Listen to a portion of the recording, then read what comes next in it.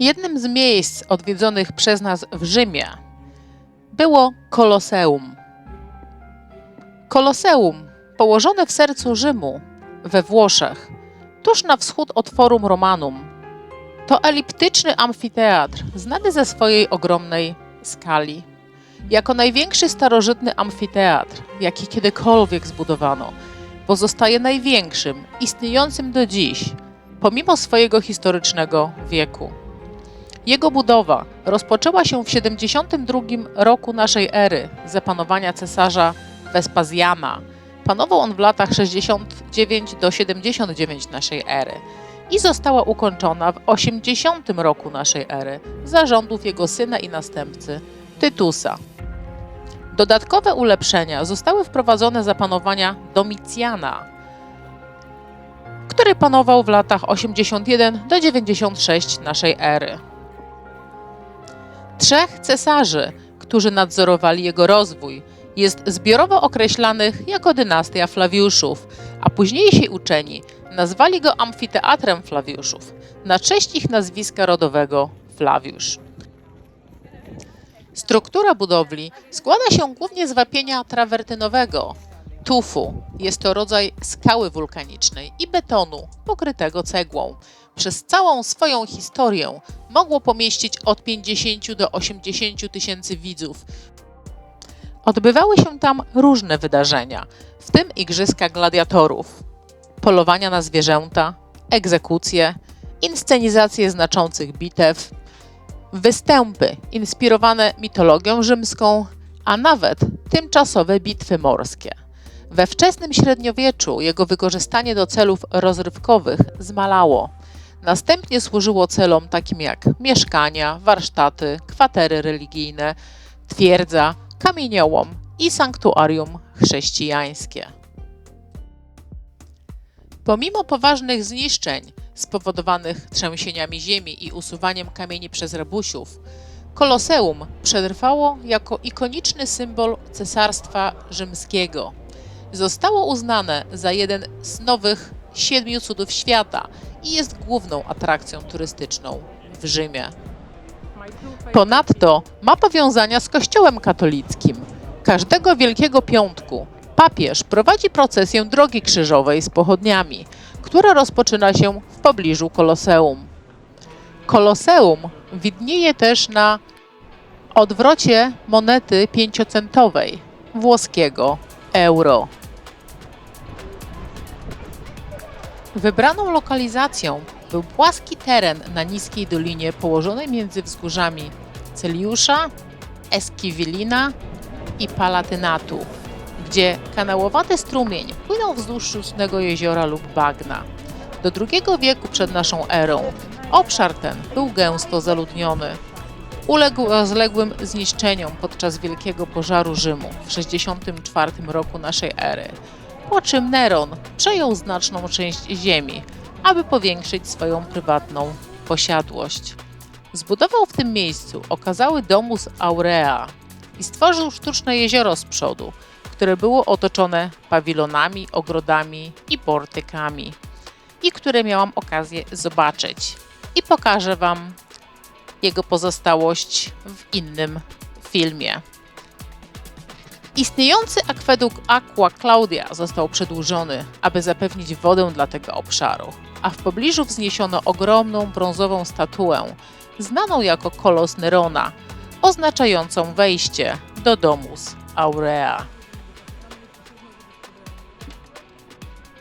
Pomimo zachowania kolosa, większość Domus Aurea została później rozebrana. Sztuczne jezioro zostało zasypane, a ziemia została ponownie wykorzystana pod budowę nowego amfiteatru Flawiuszów.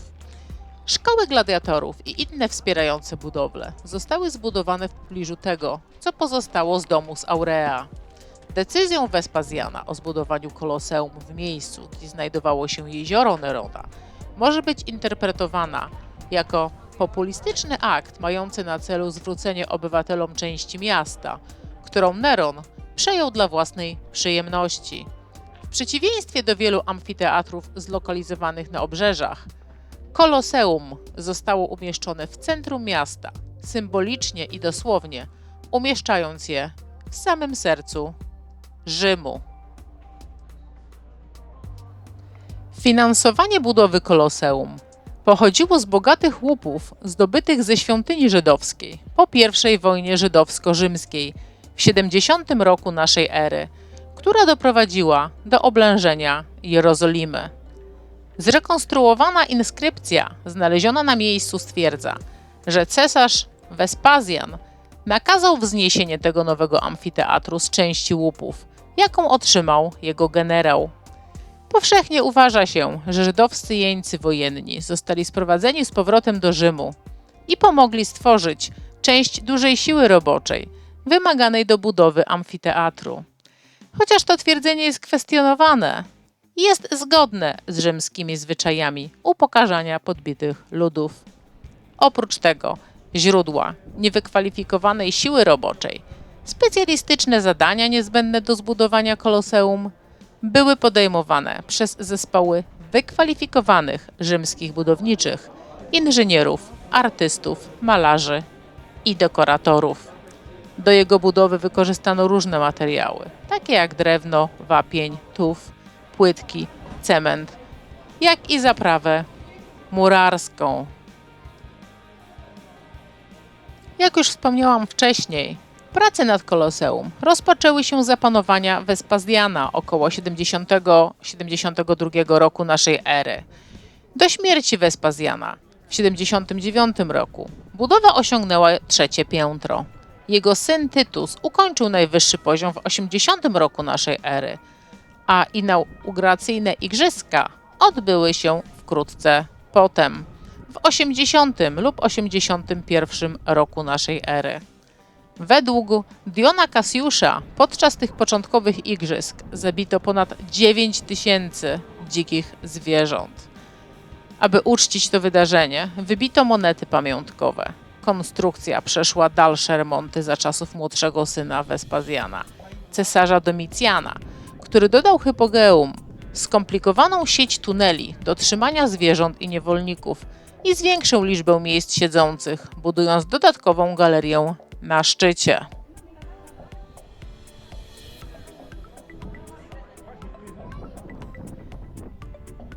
W 217 roku naszej ery poważny pożar, przypisywany przez Diona Cassiusza piorunowi, poważnie uszkodził Koloseum, niszcząc jego drewniane górne poziomy.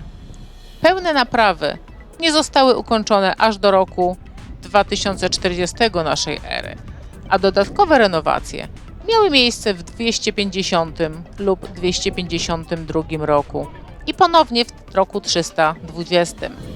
Praktyka walk gladiatorów została zakazana przez Honoriusza zarówno w 399, jak i 404 roku naszej ery. Ostatnia wzmianka o takich zawodach miała miejsce około roku 435.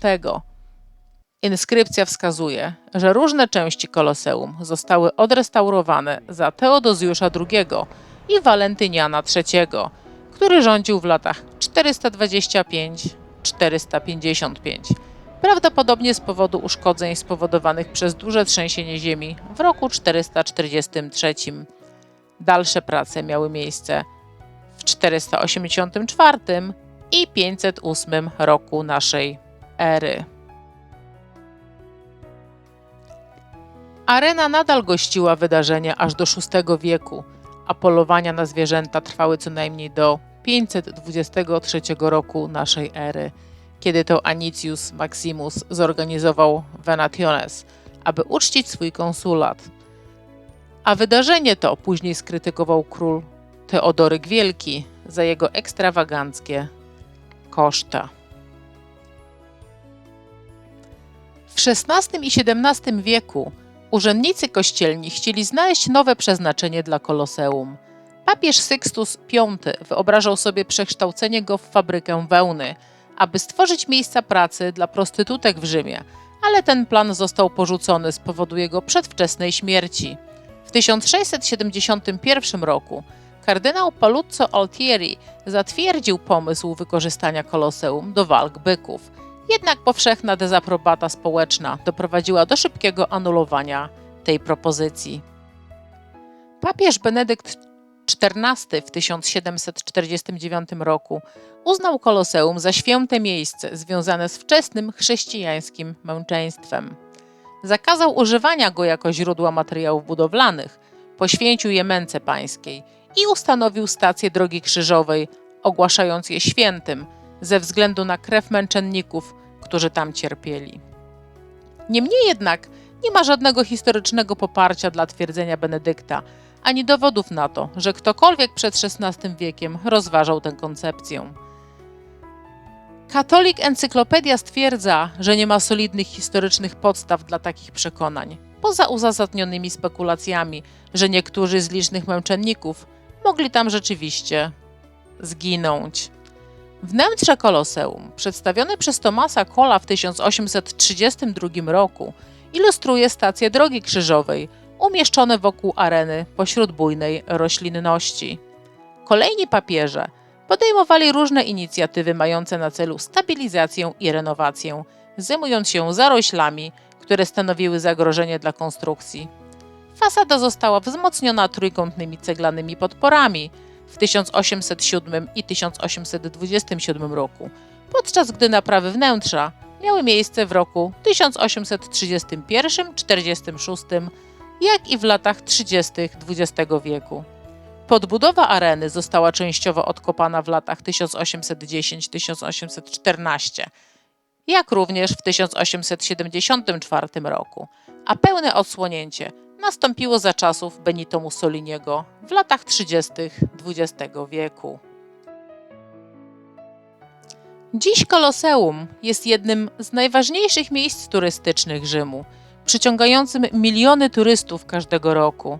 Wpływ zanieczyszczeń i naturalnego rozkładu z biegiem czasu doprowadził do znacznych prac renowacyjnych prowadzonych w latach 1993-2000, których koszt wyniósł 40 miliardów lirów. Jest to równowartość 9,3 miliona dolarów w oparciu o wartości z 2000 roku. Ale muszę się Wam przyznać, że pomimo iż Koloseum fascynowało mnie odkąd pamiętam, nigdy tak naprawdę nie zgłębiłam jego historii. A to, co opowiedziałam Wam dzisiaj, wyczytałam dopiero po wizycie w Rzymie. Ale jak to się mówi, lepiej późno niż wcale, prawda? To tyle na dzisiaj. Ja się z Wami już tutaj pożegnam. Mam nadzieję, że usłyszymy się w kolejnych odcinkach. Jeszcze dodam na koniec, że wizyta w Koloseum wywołała we mnie tak silne emocje, że nie byłam w stanie wymówić słowa przez pierwszych kilka chwil. Miałam wrażenie, że odgłos minionych walk odbija się echem od ścian tej majestatycznej budowli. Powiedzenie, że Rzym jest najpiękniejszym miastem świata, wcale nie jest przekłamane. Osobiście się pod tym stwierdzeniem podpisuję. Pozdrawiam. Trzymajcie się.